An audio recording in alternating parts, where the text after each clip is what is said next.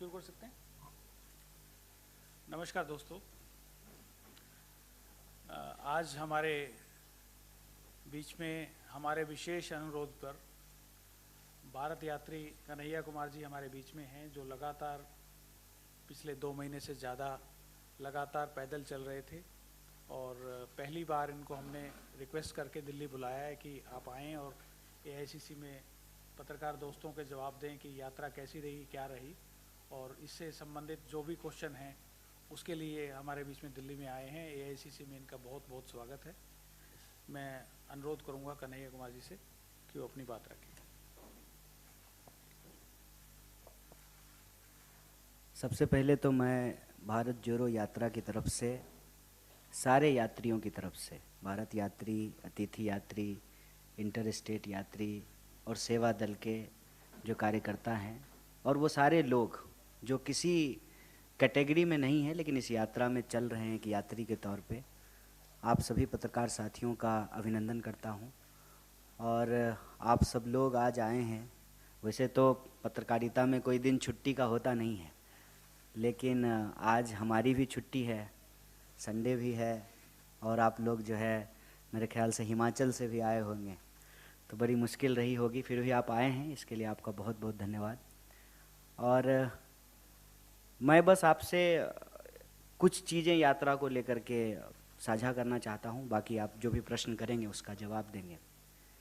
एक तो ये यात्रा हमारी उम्मीदों से बढ़कर अपने उद्देश्यों को पूरा करने में कामयाब होता हुआ दिख रहा है। जैसे जब हम लोग 7 तारीख को इसका प्रॉपर इनॉग्रेशन हुआ, उद्घाटन हुआ, तो बहुत सारे सवाल थे मन में। लोग आएंगे कि नहीं आएंगे, लोगों का रिस्पॉन्स क्या होगा। हम लोग अपने ऊपर भी सवाल खड़ा कर रहे थे कि कैसे 25 किलोमीटर चलेंगे, क्योंकि किसी को भी जो है इतना चलने की आदत है नहीं, और हम लोग जो है फॉरेस्ट गंप तो है नहीं कि एक बार जो है जूते का लैस बांध करके जो है दौड़ना शुरू किए तो दौड़ते रहेंगे। तो ये सारे सवाल मन में थे।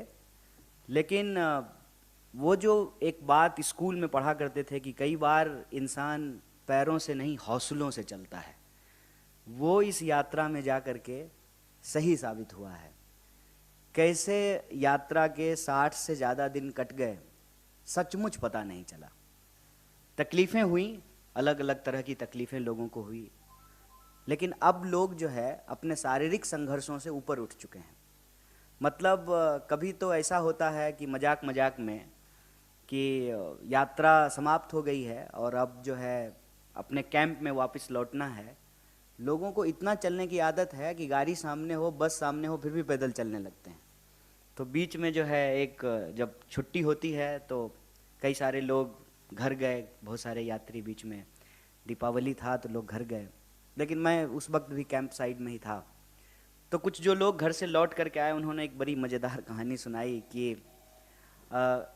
हम लोग जा रहे थे एक मार्केट में, तो घर वालों ने कहा कि हम लोग कार से चलते हैं, तुम तो पैदल चलो, आराम से 20-25 किलोमीटर तो चल ही लेते हो, अब 20-25 किलोमीटर चलने में कोई दिक्कत नहीं है। और आज भी जब मैं इस प्रेस कॉन्फ्रेंस के लिए आ रहा था तो मेरे कुछ दोस्तों ने कहा कि इंतज़ार किस बात का, शुरू कर दो, 12-13 किलोमीटर है, 24 अकबर रोड पहुँच जाओगे, मॉर्निंग सेशन में वैसे भी तुम लोग 15 किलोमीटर चलते ही हो। तो ये यात्रा मेरे ख्याल से बहुत सहज हो चुका है, अब भारत यात्रियों के लिए भी बहुत सहज हो गया है। और ये जो बार बार मन में सवाल था ना कि लोग आएंगे कि नहीं आएंगे, लोग भी बहुत सहज हो गए हैं। 2 तरह के लोग हैं, मैं आपको साफ साफ बता दूं। एक तो वो लोग हैं जो पार्टी से सीधे तौर पे जुड़े हुए हैं, एक वो लोग हैं जो पार्टी से नहीं जुड़े हुए हैं लेकिन इस यात्रा से जुड़ चुके हैं। और उन लोगों को देखना और उनके अनुभव के आधार पे ही कुछ चीज़ें मैं आपसे साझा करना चाहता हूँ कि जो लोग अपने घरों में खड़े हैं, अपने छतों पर, दुकान के आगे, किसी कॉर्नर पर, जहाँ गांव शुरू होता है उसके मुख्य द्वार के पास, मोबाइल से जो है वीडियो बना रहे हैं, उनकी आँखों को पढ़ने से इतना महसूस होता है कि ऐसी यात्रा की ज़रूरत थी इस देश को। और यही कारण है कि चाहे जितनी भी चुनौतियां रही हों, यह यात्रा स्वाभाविक तौर पे उन सारी चुनौतियों को एक एक करके पार करता जा रहा है। कई ऐसी परिस्थितियां थीं, जैसे जहां गर्मी बहुत होनी थी, ऐसी अपेक्षा थी कि बहुत गर्मी होगी, वहां बारिश हो गई। जहां लगा कि यहाँ पे चलना बहुत मुश्किल होगा, कई कई सारे जो है कठिनाइयाँ होंगी, वहाँ पे कुछ ऐसी परिस्थिति उत्पन्न हुई कि सब राह आसान हो गया।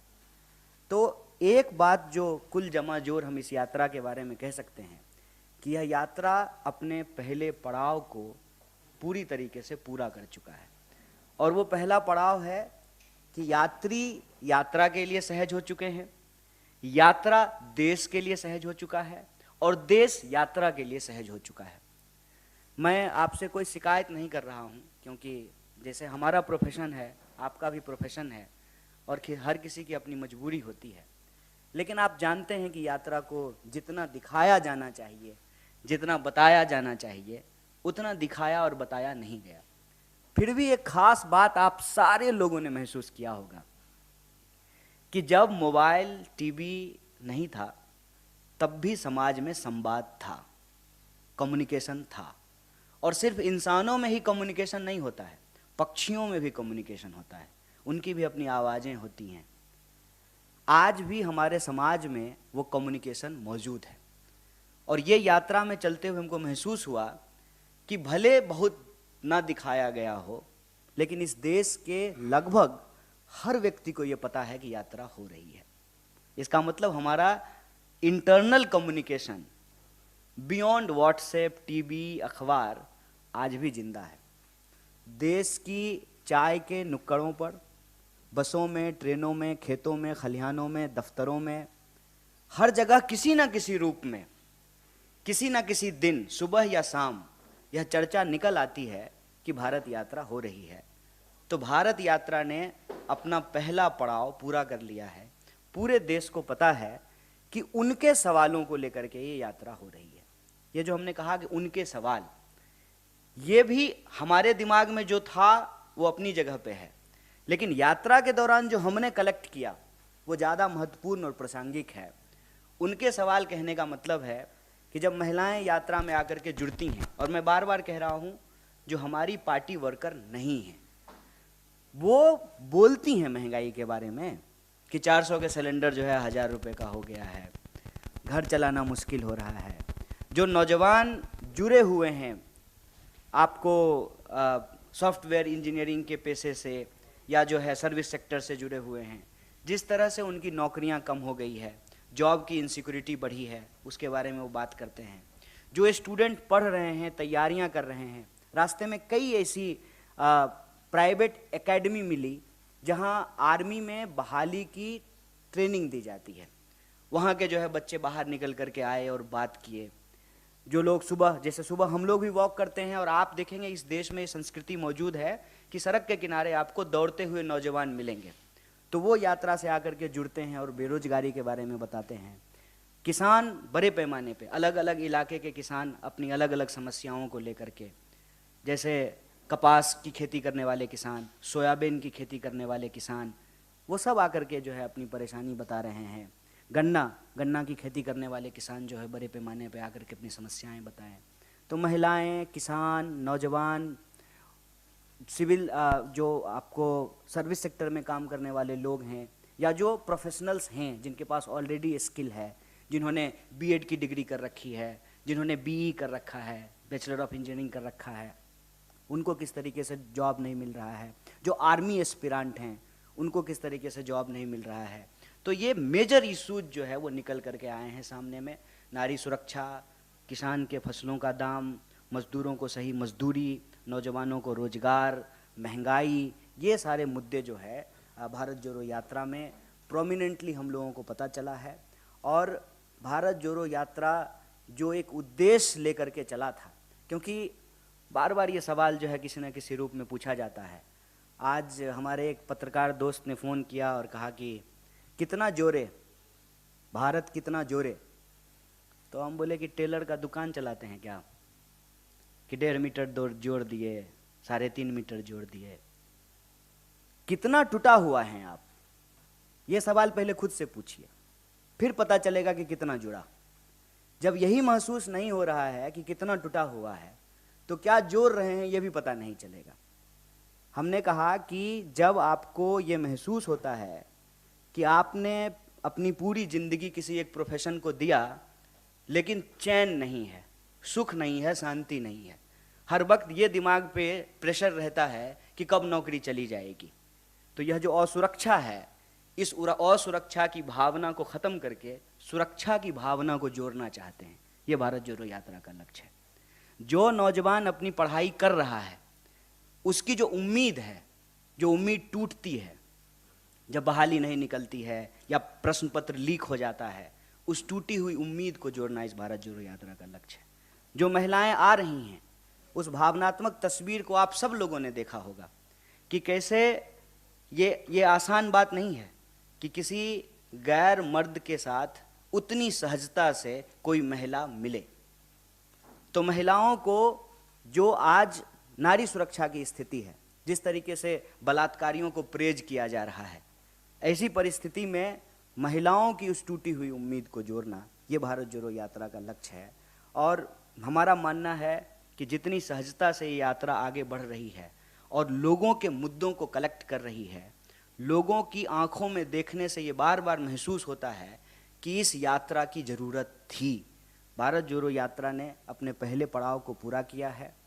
भारत जोड़ो यात्रा को अपने दूसरे पड़ाव को भी पूरा करना है, और दूसरा पड़ाव ये है कि हम इस देश की सरकार को, इस देश की सत्ता को, जो देश के लोगों के मुद्दे हैं, उस पर उनको जवाबदेही तय करनी पड़ेगी। ये भारत जोड़ो यात्रा का दूसरा पड़ाव होगा, और हमें पूरी उम्मीद है कि उस पड़ाव को भी हम लोग पूरा करेंगे। आप सब लोग आए, हमारी बात सुने, इसके लिए आपका बहुत बहुत शुक्रिया, बहुत धन्यवाद। बाकी आप प्रश्न पूछेंगे तो और सारी चीज़ों का जवाब दिया जाएगा। Thank you.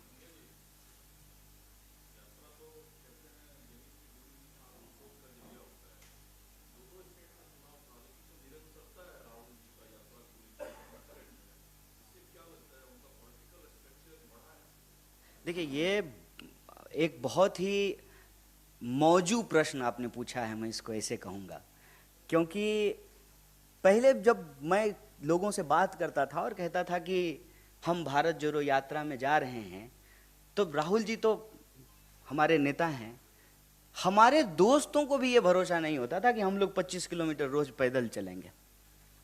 यहाँ से शुरू हुई है ये पूरा कॉन्वर्सेशन जो आप सवाल पूछ रहे हैं। और राहुल जी को लेकर के तो पता नहीं क्या क्या कहा गया है, क्या क्या कहा गया है। एक पत्रकार ने हमको कहा कि इस यात्रा से राहुल जी की छवि सुधरेगी। हमने कहा कि आप गलत तरीके से बात को रख रहे हैं। राहुल जी की छवि सुधरेगी नहीं, राहुल जी की जो एक्चुअल रियलिटी है ना, उनकी जो वास्तविकता है, वो देश को आगे दिखेगा।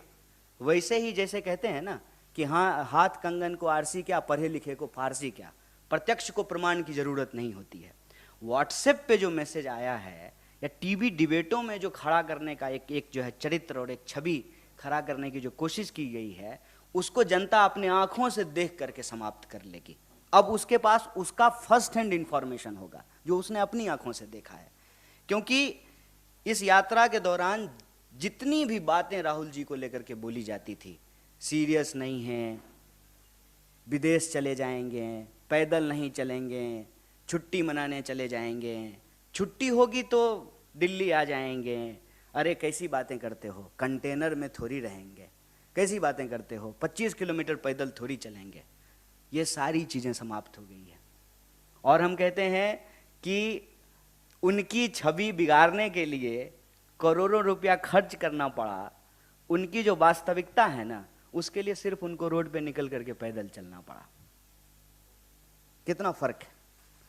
बस आपको जनता के बीच में आप गए और आपको लेकर के जितनी कोशिशें थी उस सब पे जो है पानी फिर गया। और आज वही लोग, मैं आपको ये कहना चाहता हूं कि जो हमको सवाल पूछते थे ना कि चलोगे कि नहीं चलोगे, राहुल जी के को लेकर के तो उनके सारे सवाल अपने आप समाप्त हो गए हैं। और इतनी मार्मिक तस्वीरें आती हैं बच्चों के साथ, महिलाओं के साथ, बूढ़ों के साथ, और इस देश के वो लोग जो महसूस करते हैं कि उनकी उम्मीदें टूट रही हैं, चाहे वो किसान हो, नौजवान हो, महिलाएं हो, चाहे इस देश की सिविल सोसाइटी हो, रिटायर्ड जज हों, फिल्म में काम करने वाले लोग हों, पत्रकार हों, लेखक हों, साहित्यकार हों, और चाहे वो फैमिली जिनके परिवार से किसी न किसी की शहादत हुई है। आप लोगों को मालूम होगा कि हम जिस भी स्टेट में जा रहे हैं उस स्टेट से जुड़ा हुआ जो बहुत एक कहते हैं ना कि जिस मुद्दे को लेकर के समाज में बड़ी बहस हुई हो या जिस मुद्दे ने इस समाज को बहुत ज़्यादा उद्वेलित किया हो, उस मुद्दे से संबंधित परिवार भी हमारी यात्रा में आकर के जुड़ता है। मसलन आप जानते हैं कि कर्नाटक में गौरी लंकेश जी का परिवार आया, तेलंगाना में जो है रोहित वेमुला जी का परिवार आया, और आने वाले समय में भी वो सारे लोग जिनको लगता है कि उनके साथ अन्याय हुआ है, न्याय की उस उम्मीद के लिए वो लोग इस यात्रा में शामिल हो रहे हैं।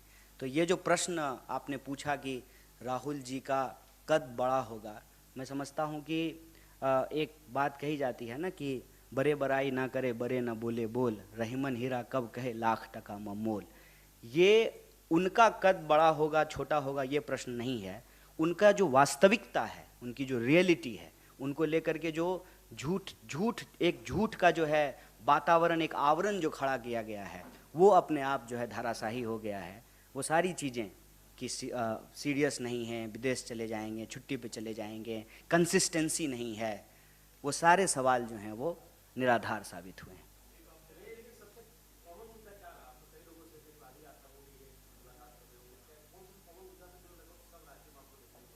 देखिए, महंगाई और बेरोजगारी ये दो ऐसे सवाल थे जो हर जगह, मतलब आप यूँ समझ लीजिए कि जैसे हम कर्नाटक में हैं तो वहाँ एक समूह जो है वो उन राज्यों से आया जहाँ हमारी यात्रा नहीं जा रही है, तो वो प्रतिनिधित्व भी जो है जो डेलीगेशन था वो भी यही सवाल उठा रहा था, और महंगाई को लेकर के अक्रॉस द बोर्ड सारे लोगों ने जो है सवाल, ये दो मुद्दे बहुत प्रोमिनेंट हैं। इसके अलावे साउथ में हमने देखा कि एक और सवाल जो कि अब हम जब महाराष्ट्र आ गए हैं तो ये सवाल अब नहीं है, लेकिन साउथ में कहीं ना कहीं ये सवाल बार बार आ रहा था, फेडरलिज्म का क्वेश्चन। साउथ में इस सवाल को भी बहुत सारे लोगों ने आकर के उठाया कि हमारे साथ जो है कहीं ना कहीं सेंटर जो है वो पूरी तरीके से न्याय नहीं करता है। ये जो पॉलिटिकल डेलीगेशन होता था उसमें कई लोगों ने ये सवाल उठाए, जो मुझे लगता है कि अलग सवाल है। बाकी जो कॉमन दो सबसे कॉमन मुद्दा अगर आप कहेंगे तो वो महंगाई और बेरोजगारी का सवाल, फिर स्पेसिफिक समुदाय के कई सवाल आए, जैसे किसानों के सवाल, महिलाओं के सवाल, और जो स्पेसिफिक चीज़ों की तैयारी करते हैं, जैसे बीएड किए हुए जो लोग ट्रेंड टीचर हैं वो कई राज्यों में मिले कि उनकी बहाली नहीं हुई। कई जगह संविदा कर्मियों का ग्रुप आकर के मिला कि कॉन्ट्रैक्ट पे काम करने की क्या परेशानी होती है। खास करके लॉकडाउन के बाद ये रियलाइज हुआ है कि अचानक से मैनेजमेंट कॉल करता है और कहता है कि अब कल से आप नौकरी पे मत आइए, तो उसकी पूरी की पूरी ज़िंदगी जो है वो अंधकार में चली जाती है। उसने ईएमआई पे अपना जो है वॉशिंग मशीन से लेकर के कार से लेकर के घर तक ले रखा है, तो वो फिर ईएमआई कैसे भरेगा। और आत्महत्या एक बहुत ही दुखद परिस्थिति हमारे देश में पैदा कर रहा है कि किसानों की आत्महत्या से मामला अब जवानों की आत्महत्या तक पहुंच गई है। बेरोजगारी के कारण भी जो है लोग आत्महत्या करना शुरू कर दिए हैं। कोरोना के दौरान लोगों को फैसिलिटीज़ नहीं मिले, ऑक्सीजन नहीं मिला, बेड नहीं मिला, मुआवजा नहीं मिला, ये सवाल भी जो है कई सारे लोग आकर के बताए हैं।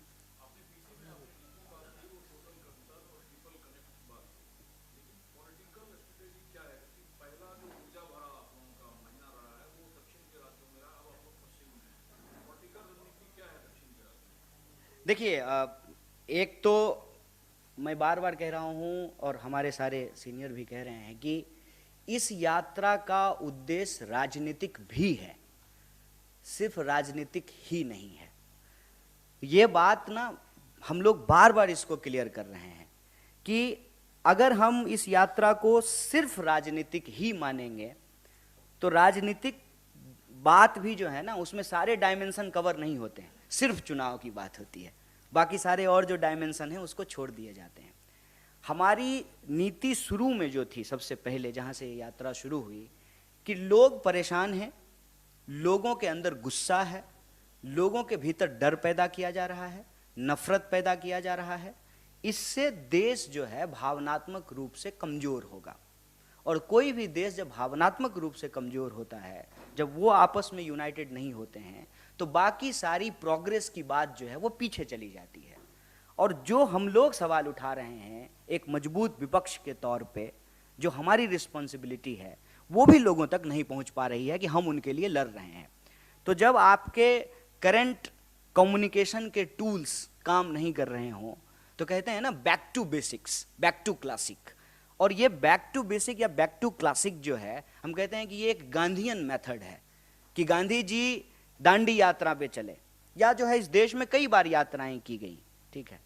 तो उसमें मुख्य सवाल ये था कि हम लोगों के बीच जाएंगे, हम उनके सवालों को लेकर के लड़ रहे हैं, उनको ये भरोसा होगा, और हम अपनी सुनाएंगे नहीं, उनकी सुनेंगे। वहां से जब हम लोग ये यात्रा को शुरू किए, तो पॉलिटिकल स्ट्रेटजी एकमात्र था, जन को तंत्र से जोड़ करके रखना। जन और तंत्र जो है वो अलग ना हो जाए, तंत्र जो है वो जन पे हावी ना हो जाए, सिर्फ इतनी सी बात थी। इसीलिए हम उन राज्यों में भी गए जिन राज्य में हम कहीं ना कहीं सरकार चलाने में सहयोगी हैं, जैसे तमिलनाडु, वहाँ सरकार चलाने में हम सहयोगी हैं, हम वहाँ भी गए, क्योंकि मुद्दे जो हैं वो कश्मीर से लेकर के कन्याकुमारी तक कुछ कॉमन हैं, चाहे हमारी सरकार हो या किसी और की सरकार हो। तो प्राइमरी टास्क ये था कि उन इश्यूज को लेकर के लोगों के बीच में जाना, उनकी बातों को सुनना। साउथ से नॉर्थ की तरफ जब हम बढ़ रहे हैं, ठीक है, तो कुछ मुद्दे ऐसे हैं जो पूरी तरह से बदल गए। जैसे मैंने आपको कहा कि साउथ में फेडरलिज्म का क्वेश्चन था, लेकिन जब हम नॉर्थ की तरफ आ रहे हैं तो इस सवाल को अब कोई उठा नहीं रहा है। लेकिन जो बाकी सवाल हैं वो एज इट इज हैं, जैसे महंगाई का सवाल, बेरोजगारी का सवाल, किसानों को उनके फसल के दाम नहीं मिलने का सवाल, नारी सुरक्षा का सवाल, ये बिल्कुल कॉमन सवाल हैं जो हर जगह मिलते जा रहे हैं।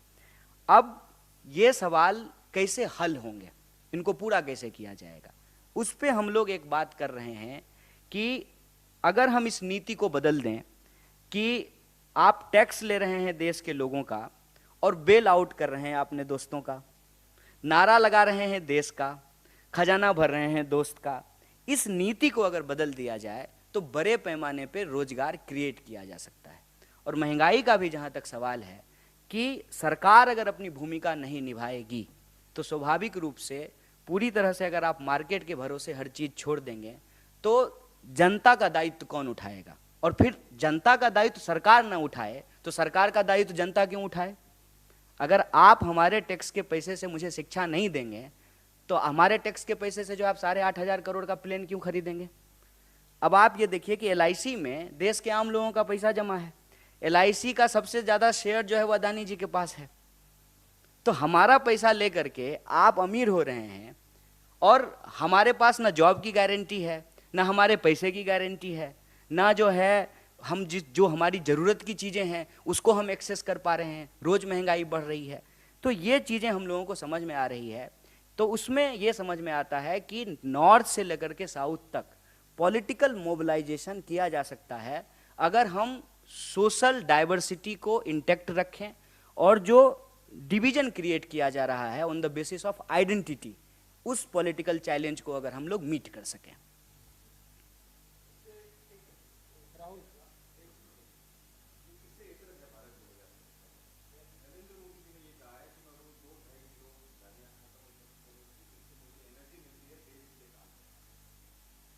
देखिए, एक तो नरेंद्र मोदी जी बहुत कुछ कहते हैं आजकल जो है हम लोग उन चीज़ों पे जा नहीं रहे हैं, लेकिन भारत जोड़ो यात्रा से ये सवाल अलग है। लेकिन मैं भारत जोड़ो यात्रा से जोड़ करके इस सवाल का जवाब आपको देता हूँ।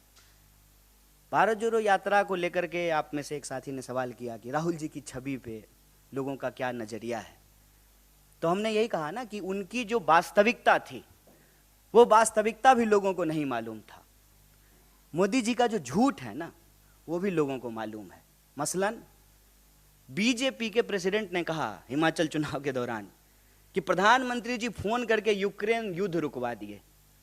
एक बागी विधायक तो प्रधानमंत्री के फोन से बैठ नहीं रहा है, एक MLA का कैंडिडेट प्रधानमंत्री के फोन से नहीं बैठा और यूक्रेन का युद्ध रुक गया। तो झूठ का ना कोई सिर पैर नहीं होता है साहब। प्रधानमंत्री जी हमेशा झूठ का इस्तेमाल करते हैं देश के बेसिक इश्यूज को डाइवर्ट करने के लिए। विपक्षी उनको गाली दे रहा है, क्या फर्क पड़ता है? देश की जनता उनको वोट दे रही है ना, एक बार नहीं 2 बार वोट दी है ना। तो देश की जनता से जो उन्होंने वादा किया था, उस वादे का क्या हुआ, ये जवाब उनको देना चाहिए। 2 किलो गाली मिल रहा है कि 50 किलो गाली मिल रहा है, ये इंपॉर्टेंट नहीं है। इस देश में गांधी को गोली मिली है, और उसी से मिली है जिसका तस्वीर आप अपने जो है दफ्तर में लगाते हैं, नफरत से। और जो है आप नफरत फैलाते हैं, नफरत फैलाने वालों को आप फॉलो करते हैं, नफरत फैलाने वालों को आप प्रमोट करते हैं, और फिर जो है विक्टिम कार्ड भी खेल रहे हैं। गोली मिली है इस देश में गांधी को, और जो गोली मारने की बात करने वाले लोग हैं, जिनके पिताजी नेता थे, उनको मंच पे बिठा करके बगल में परिवारवाद पे भाषण देते हैं। इसको कहते हैं कथनी और करनी में फर्क होना। ये सब बेकार की बातें हैं साहब। देश की जनता ने प्रधानमंत्री जी को मैंडेट दिया है, और प्रधानमंत्री जी ने देश की जनता से जो वादा किया था उसको पूरा नहीं किया है। ये देश का सवाल है, और हम जब देश घूम रहे हैं तो यही सवाल हमारे सामने आ रहा है कि देश महंगाई से परेशान है, देश बेरोजगारी से परेशान है, किसानों को उनके फसल का दाम नहीं मिल रहा है, महिलाएं असुरक्षित महसूस कर रही हैं, पहचान के आधार पर इंसान को लड़ाया जा रहा है, नफरत फैलाया जा रहा है। अगर देश भावनात्मक रूप से कमज़ोर होगा, भावनात्मक रूप से अगर देश इकट्ठा नहीं रहेगा, तो देश की प्रगति में बाधा होगी। अगर हम चाहते हैं कि देश की प्रगति हो, तो हमको महंगाई, बेरोजगारी जैसे सवालों को हल करना पड़ेगा, और हम सब भारतीय हैं, इस भावना को मजबूत करके हम प्रगति की राह पे आगे बढ़ सकते हैं।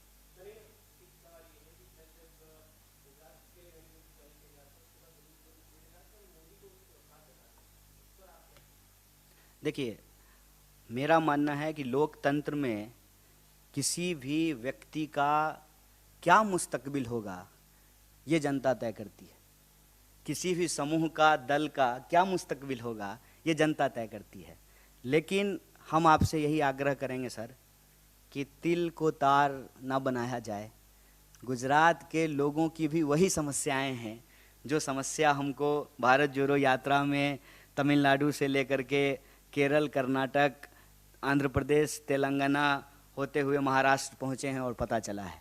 गुजरात के किसान भी परेशान हैं, गुजरात के नौजवानों को भी नौकरी नहीं मिल रही है, गुजरात के व्यापारी भी जो है जीएसटी और नोटबंदी से परेशान हुए हैं, उनके जो है उद्योग धंधों को नुकसान हुआ है। मेरा आपसे यही गुजारिश रहेगा कि देश के लोगों के जो बुनियादी सवाल हैं, इस देश का राजनीतिक विमर्श उसी के इर्द गिर्द होना चाहिए। देखिए, एक बात ना, एक सेइंग है अंग्रेजी में, डोंट डिफेंड अनडिफेंडेबल। मुझे ये मालूम नहीं है, लेकिन मैं बिना मालूम किए हुए ये बात पूरे आत्मविश्वास से कह सकता हूँ कि अगर मेरे द्वारा कभी भी कोई गलत बात कही जाएगी, बिना इफ बट के माफ़ी मांगूंगा। गलत गलत होता है, लेकिन वो कहे हैं कि नहीं कहे हैं इसकी जानकारी मुझे नहीं है। मैं बस इतना कहना चाहता हूँ कि गलत सबके लिए गलत है। हम प्रधानमंत्री जी नहीं हैं कि भ्रष्टाचारी होगा जो व्यक्ति कांग्रेस में रहते हुए, और वही बताएंगे कि वो व्यक्ति भ्रष्टाचारी है, अगले दिन उसको बीजेपी में शामिल करा करके उसको सदाचारी बोलना शुरू कर देंगे। हमारा सवाल जो है ऑथेंटिसिटी पे है कि किसी व्यक्ति को आप भ्रष्टाचारी कहते हैं, अगले ही मिनट, जैसे आपको मैं याद दिला दूं, एक सपा के नेता थे, उनके बारे में बीजेपी क्या क्या कहती थी, फिर वो बीजेपी में शामिल हो गए। या कांग्रेस के ही नेता, आपने गुजरात की ही बात की, गुजरात के ही बहुत सारे ऐसे नेता जिनके बारे में बीजेपी पता नहीं क्या क्या कहती थी, आज वो बीजेपी में शामिल भी हो गए हैं, उनको टिकट भी दे दिया गया है और वो अच्छे हो गए हैं। जिनके ऊपर तमाम तरह के आरोप लगाए जाते हैं, ईडी भेजा जाता है, केस किया जाता है, जिन्हें बीजेपी में जाते हैं वो ठीक हो जाते हैं। तो नैतिकता का जो आधार होता है ना, वो एक होता है। ऐसा नहीं हो सकता है कि हम आपके लिए नैतिकता का आधार कुछ और रखें, क्योंकि आप सामने बैठे हैं और हम यहाँ थोड़ा ऊंची जगह बैठे हैं, तो हमारे लिए नैतिकता का आधार कुछ और होगा। गलत गलत होता है, कोई भी नेता बोले या कार्यकर्ता, उसको डोंट डिफेंड अनडिफेंडेबल।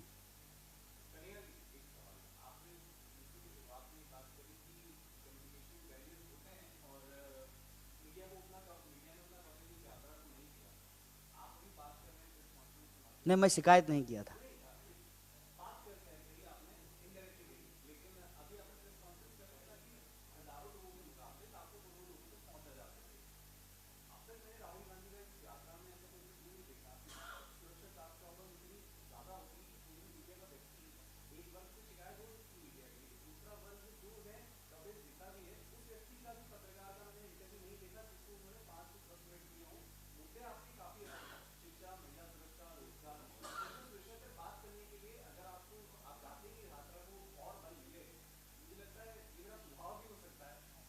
सुझाव का स्वागत है, करेंगे।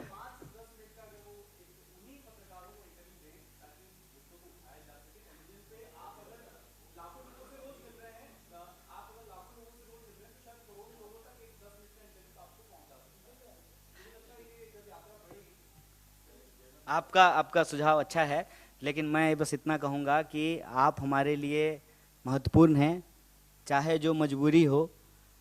मीडिया लोकतंत्र की एक ज़रूरत है, लोकतंत्र का एक पिलर है, और शिकवा शिकायत अपनी जगह पे होता है, और ये होता है विपक्ष में जब लोग होते हैं तो शिकायत होता है, उसमें मैं ज़्यादा गिले शिकवे में नहीं जा रहा। लेकिन आप हमारे लिए महत्वपूर्ण हैं, तभी तो आज छुट्टी का दिन है, आज हम आराम करते सोते, लेकिन जो है हम आपके बीच आए हैं आपसे बात करने के लिए। जहाँ तक हमारे नेता राहुल जी का सवाल है, तो आप जानते हैं कि जो है वो मीडिया से जी चुराने वाले नहीं हैं, और लिखे हुए सवाल का इंटरव्यू भी नहीं देते हैं, और कोई ऐसा स्टेट नहीं है जहाँ प्रेस कॉन्फ्रेंस नहीं कर रहे हैं। अभी फिर उनका जो है महाराष्ट्र में प्रेस कॉन्फ्रेंस होने वाला है। और ये मैं फिर से एक तुलना कर देता हूँ, विपक्ष पर आप सवाल उठा रहे हैं, स्वागत है, आग्रह है कि सत्ता से भी पूछिए। प्रधानमंत्री जी ने आज तक एक भी प्रेस कॉन्फ्रेंस नहीं किया है। Thank you. Thank you very much.